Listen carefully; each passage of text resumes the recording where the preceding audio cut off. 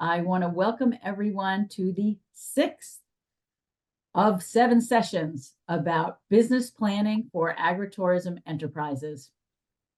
My name's Lisa Chase. I'm with University of Vermont Extension and the Vermont Tourism Research Center.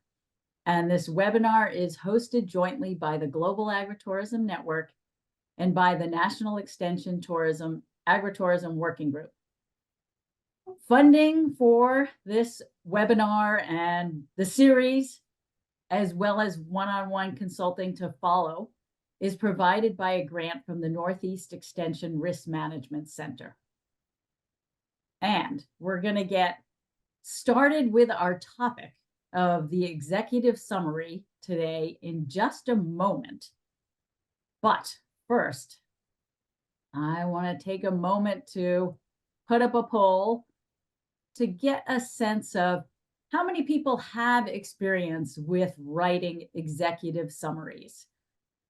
I'm ending the poll now and I'm sharing the results so we can see that nobody's written an executive summary for an agritourism operation, which is the final step in the business planning process.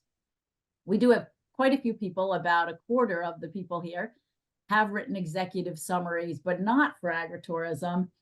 And then almost 3/4 have not written an executive summary, and some are kind of wondering what we're talking about here. So that is a great segue into the next slide, Lindsay, where I would like to introduce our lead presenter today.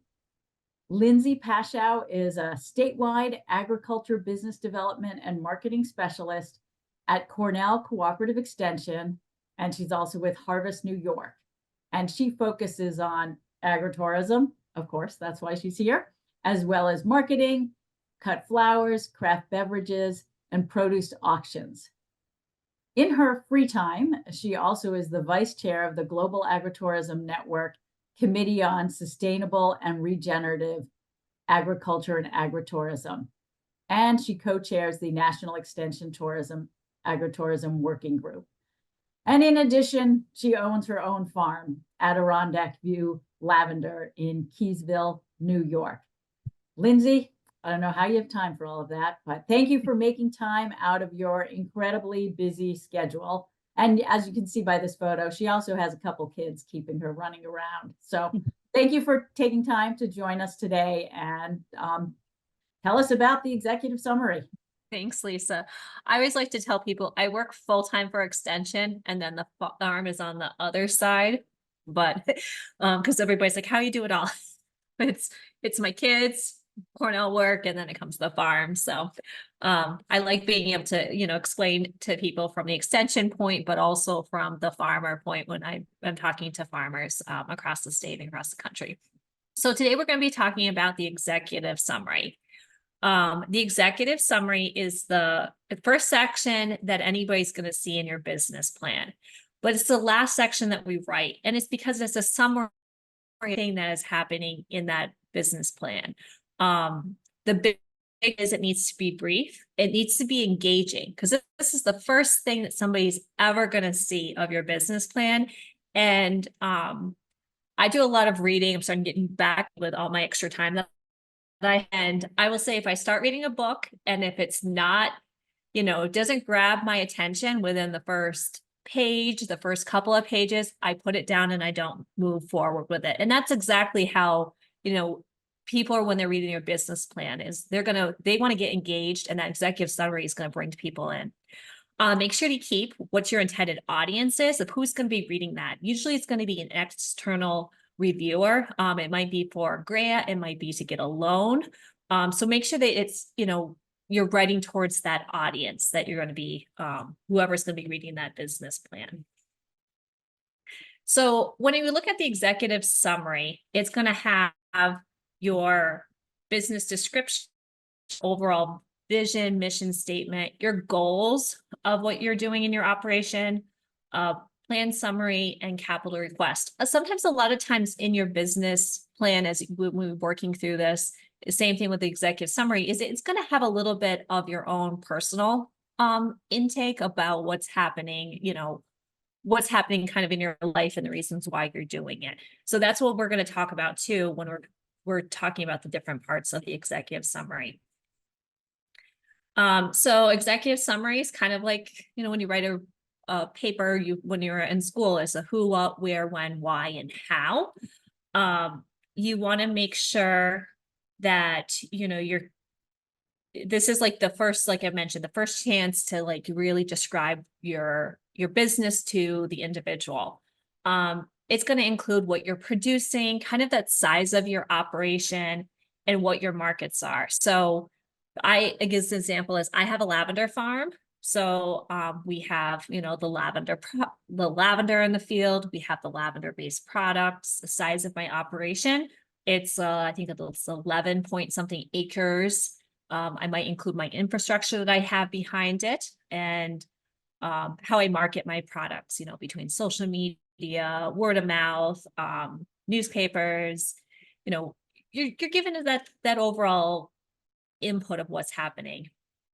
And then it may be very similar to your business overview section in your business description. So there's no, if you need to kind of copy and paste, or there is a lot of overlapping, there's nothing wrong with that. This is just to grab your audience. So if people have a piece of paper, Post-its, I always have a huge stack of Post-its next to my computer for any time I work. We'll just take a couple of minutes and I'm going to kind of talk through this, but if you want to, do it on your own right now, is like, what are you producing? What experience do you provide? So for my operations, what do I produce? I produce lavender. I produce lavender-based products, anywhere from candles to beauty products to wreaths. And what experience do you provide? I have a UPIC operation. We do different workshops, from wreath making to lavender, witch brooms to flower crowns. And then when you think about what and who is your primary market, for my operation in particular, it's really my local community. We do get people from, I'm based in Northern New York in Keysville in the Adirondack Mountains. We do get people from Quebec, from coming over the border. We have gotten people from New York City, but our primary market is really our local community and the sales from our farm shop. And then what does the future hold for your business? Like, what do you want to be doing down the road? I know one thing that if I'm going to go for capital, that I want to include in my business right now, is I need a space where I can, probably hang the culinary lavender a little bit better, more of a processing area. So those would be something that I'm looking forward to, like, expanding for in the future for my operation.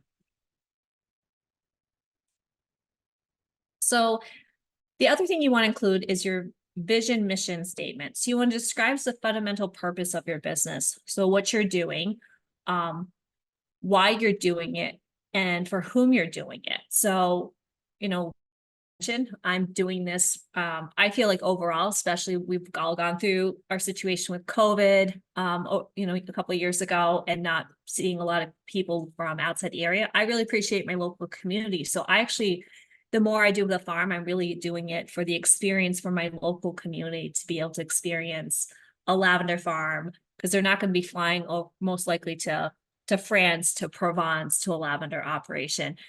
This is giving people like a unique experience in the area. This section can be used to find your operation, the internal and the externals. You want to consider including a statement describing your values important to your business, but it should be short enough and easily to remember, and for somebody else to be able to read it too.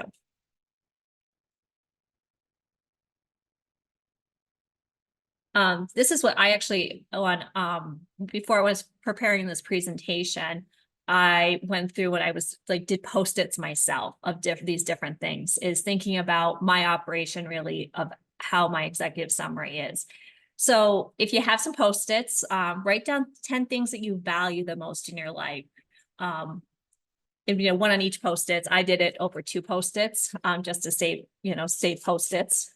But think of those different broad words that really, you value for your operation. You can do a Google search too, or any internet search and go core values, and it'll have a whole list of them.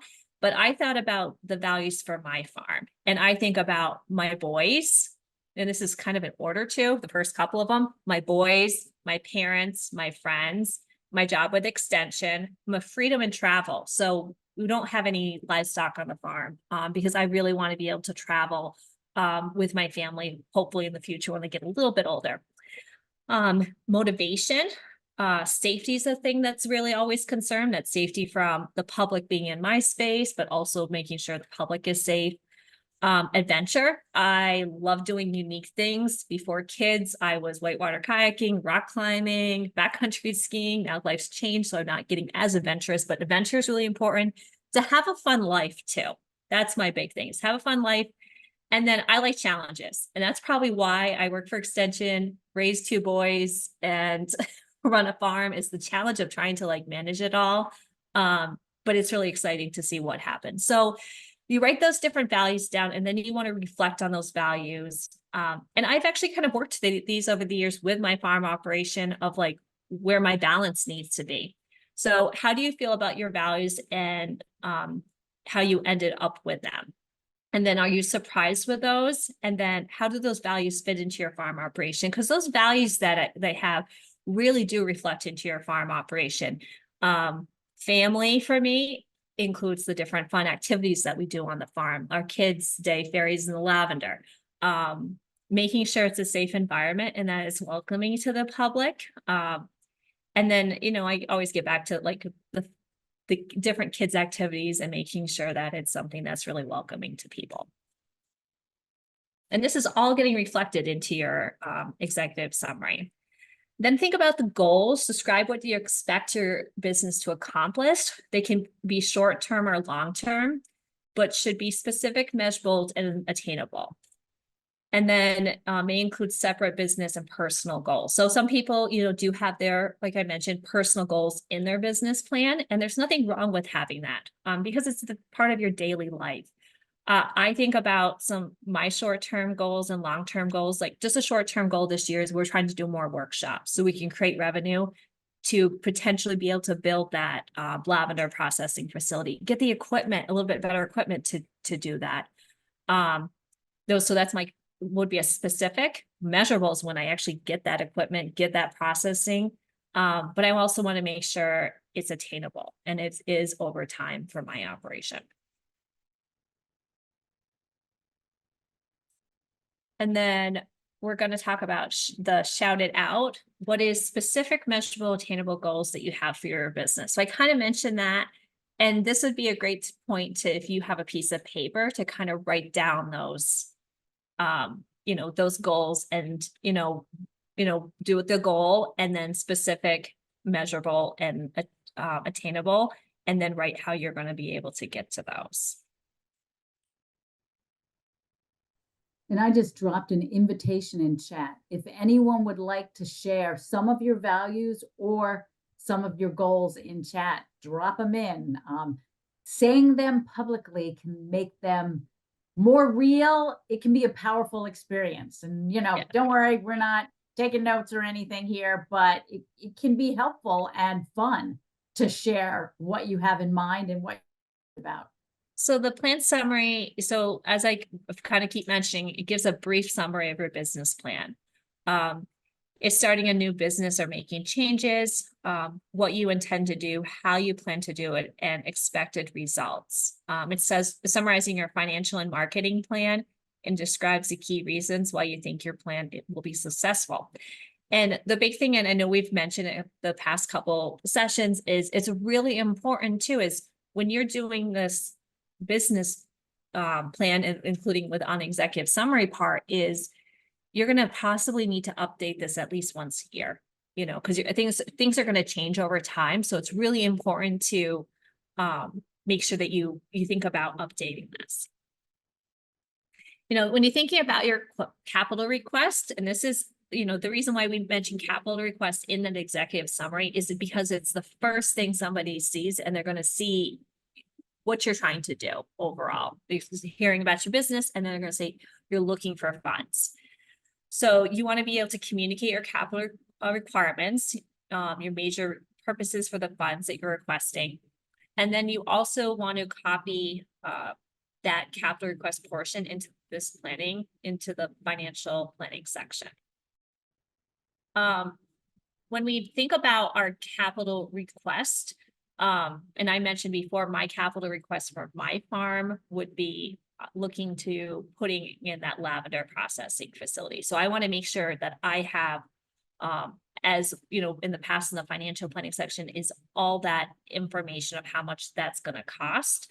But in the summary part, you're really just giving a brief overview of what you're looking to do and then encouraging those individuals to go towards that financial planning section for that capital request.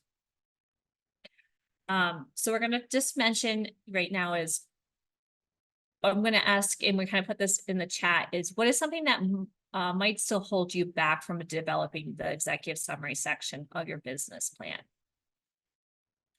I have a couple of things that I think about what would hold me back from doing it. And it took me, and Lisa knows this too, it took me a long time to actually put my business plan down, even though I work for Extension and I know the importance of it, and especially updating that business plan. But it's, you know, there's things that hold people back from doing this. So the next couple of slides are actually like examples of the business summaries. So I'm just going to kind of read them off. Is Lakeshore Orchard is a seasonal rural business in Hector, New York. Lakeshore Orchard produces apples and pumpkins and provides entertainment, meals, and shopping during the autumn season. Lakeshore was started in 2008 by Kelly and Steve Miller, who had the visions of making Lakeshore the best fall family experience in New York's Finger Lakes region. So it's very simple, straight to the point of what these individuals are actually doing on their farm. We know where they're located. We know what they're producing. We know when they got started, and what their vision is to make it the best fall family experience in New York's Finger Lakes region.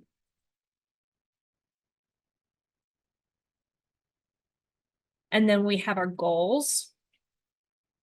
So Steve and Kelly Miller have made it their goals to increase sales and revenue, which I think everybody is here on Zoom. That's definitely probably their overall goal, by making Lakeshore the most unique and surprising entertainment and shopping venue. In 2014, the U-Pick Orchard opened. Soon hay rides and corn mazes were added. By 2016, a retail store has been built.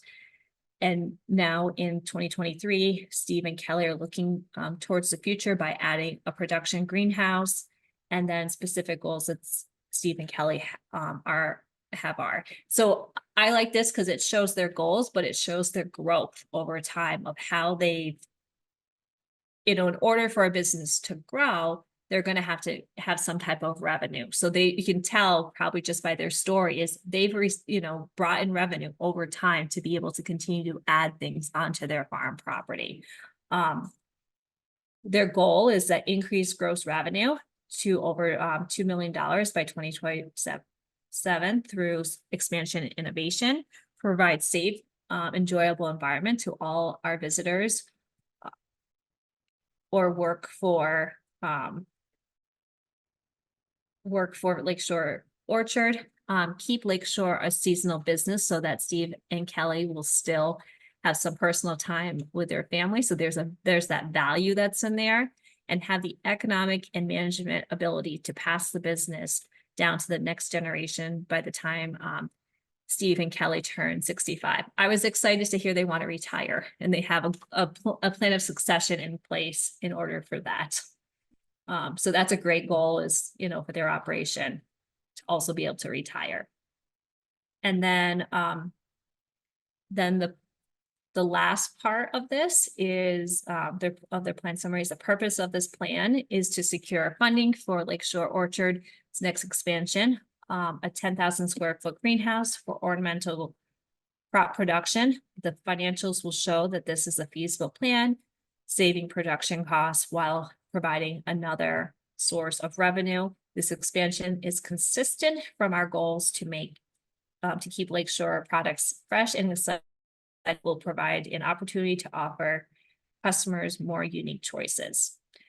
So, with this, it says right here, the financials will show, so that who's reviewing this business plan I probably need to look into their financials to see what they're talking about. So that would make me, even as a reader, like I want to continue to read on and find out more about their operation and looking to see what they're doing.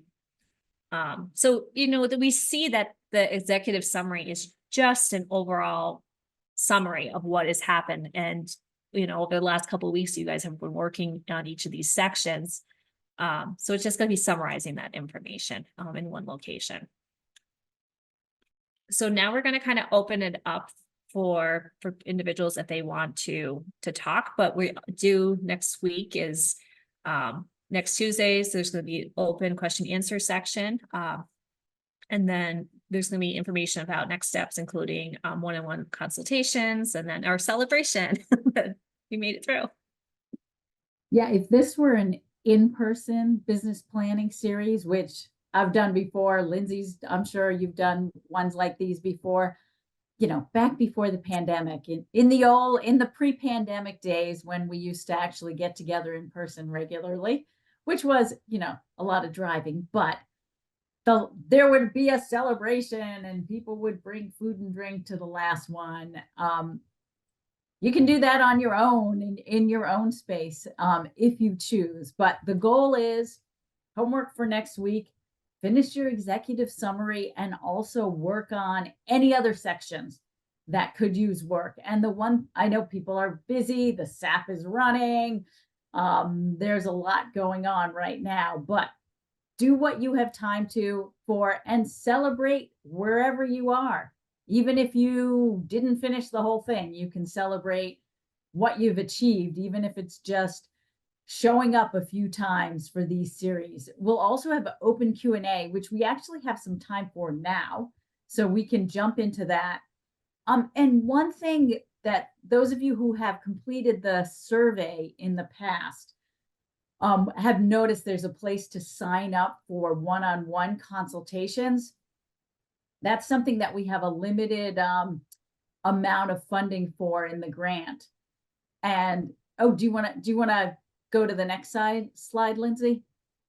And this will show us that this is for the post-webinar survey that we've been bugging you about every week. We really appreciate you taking the time. It's slightly different. It's the same as last week, but slightly different from previous weeks. It has a financial question in there. And one of the questions is, would you like one-on-one consulting? If you would like one-on-one consulting, fill out the spot there, and we are going to do our best to match people. There's a limited amount of grant funding available from the Northeast Extension Risk Management Education Center, but we've already received way too many one-on-one requests for our team that's our small team that's working together on this project to manage. So what we're going to try to do is pair people up.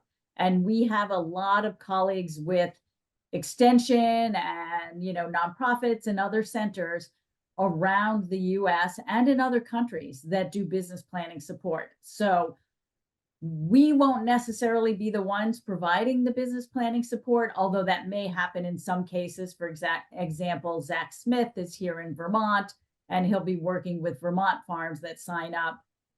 Lindsay, I'm not sure what your capacity is at Cornell and working with New York farms. Do you have a team of people that you can refer people out to if you're too busy? Yeah, we do have a number of people that do business planning in the state, but I also have a hard time saying no to anything.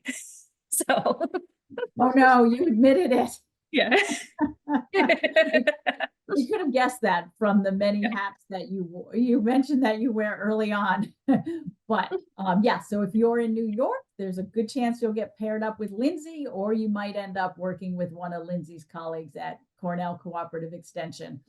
And whatever state or country you're from, once this series is over, we're going to do the best that we can to pair people with business planning expertise. And we'll talk a little bit more about that next time. for now, we've got some open time for Q&A, so I'll pull out some questions here and there for chat. And this is from Jody. So back to too many ideas. How do you decide? Should I focus my plan on what I want the money for, or my audience who will be reading it? Money for our audience that'll be reading it. I think it's both when it gets I think down it's, to yeah, right. it. Yeah, Or the audience who will be reading it. Yeah, I think that's right. The plan yeah, is, if this is a plan for a lender, if this is a plan about getting grant funding and money, then it's yeah, that's exactly what the target should be. But Lindsay, I'll let you expand on that. yeah, it should definitely be you know, who's gonna definitely be reading that. And if yeah, like Lisa's saying, it's the audience, and then you know, if you're looking for money, it's all gonna be together when it comes down to it. But maybe your business plan isn't going after any capital investment. I think the majority of probably a lot of business plans that I've dealt with in the past haven't, you know, some of them don't have that capital request form. They just have that information about their business, and then they might go back around with their business plan, update it, and then add that capital investment.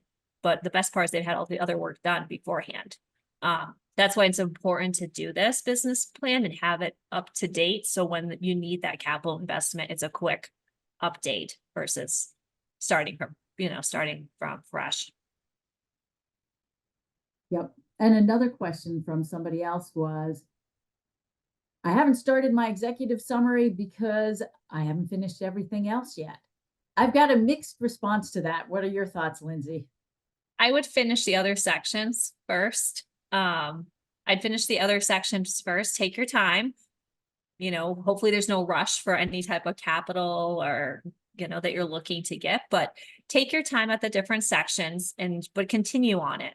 Maybe even just tell yourself, I'm going to, you know, work for a short period, half an hour each day, or maybe one day a week for an hour, until you kind of get it done. But it's okay to skip around. And, you know, Yeah. if you're someone who likes the executive summary and wants to kind of zero in, think of everything as a draft. You know, sometimes it can feel too intimidating to think of it as, you know, this is going to be shared with lenders. Who else is going to see this? Don't think about it that way. Think of it as everything as a first draft, and just get it out, get it on paper. And if your executive summary is too long or a little messy, the executive summary is one piece that you're going to be going back to time and again as you hone it and as you tailor it for the specific audience. You might be starting with a business plan that's for an internal audience, that's maybe for your family members who are involved in the business with you, or for, you know, future partners that may be interested. But then you may tailor that later for lenders and for grant opportunities. So just starting with something is a good way to begin.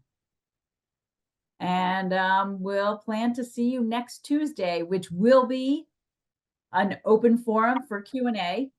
So come prepared. Any questions, any things you're stuck on, come prepared to ask them next week.